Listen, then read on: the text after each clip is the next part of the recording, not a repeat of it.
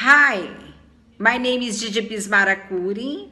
I have been working with inflammatory bowel disease since 1996. In this moment, I am a visitor professor in a Brigham Women Hospital, Harvard Medical School. So, this is an unprecedented study in a private center that involved 329 patients during 13 years. What are the main symptoms which make doctors decide carry out an investigation? What are the environmental factors in Brazilian patients?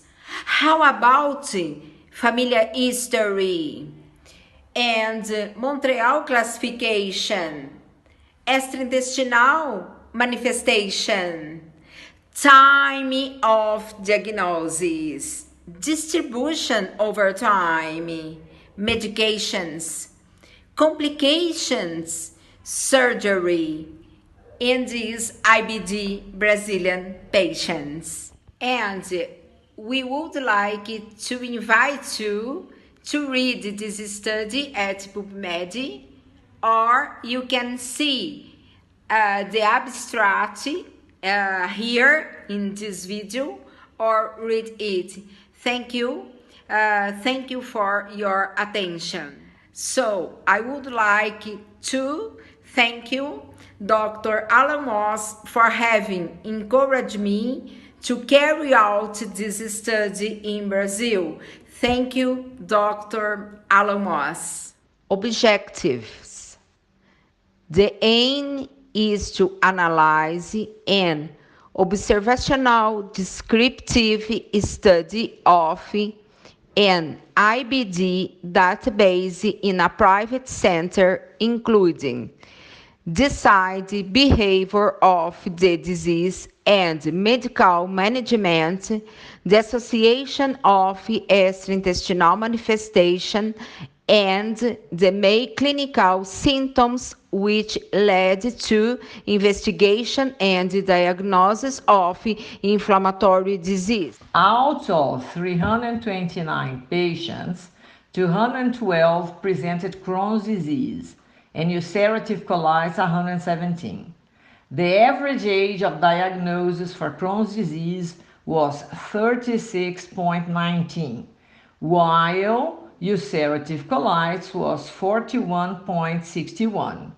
There was a predominance of females with statistical significance.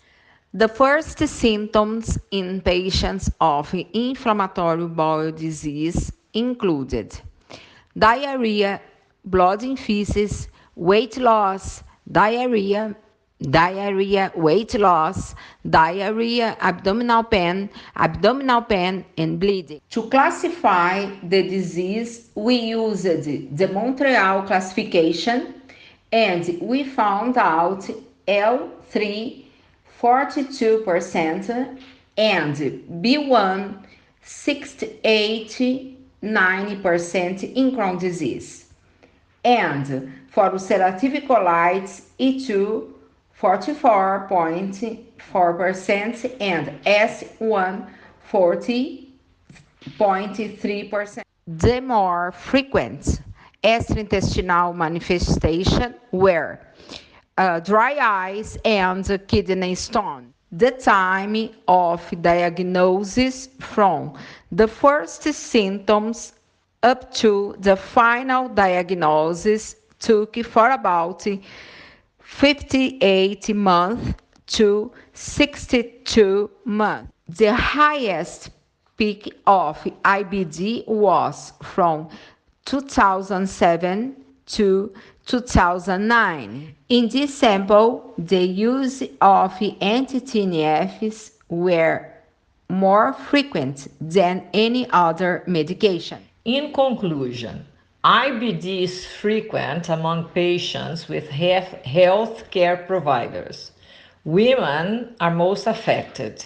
Symptoms such as diarrhea and blood in feces, as well as diarrhea and weight loss, must be taken as warning signs to investigate inflammatory disease.